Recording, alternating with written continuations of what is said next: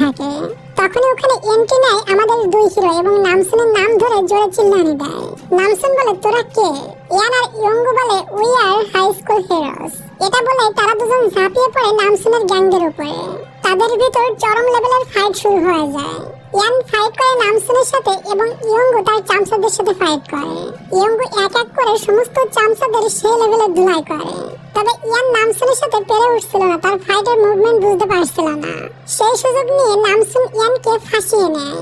এটা দেখে ইয়ঙ্গু চলে আসে এবং ইয়ানকে রিলিজ করে।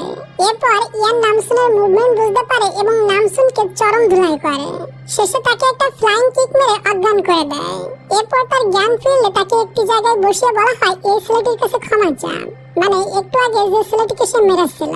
নামসুন ছেলেটির কাছে ক্ষমা চায় এবং ইয়ান ছেলেটিকে বলে তুই নামসুনকে ইচ্ছা মতো লাথি মেরে তোর বদলা নিয়ে নে।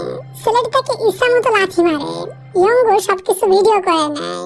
এরপর ইয়ান এবং ইয়ঙ্গু বুলিদের হারিয়ে সেলিব্রেট করে। ইয়ান অনেক বেশি খুশি ছিল।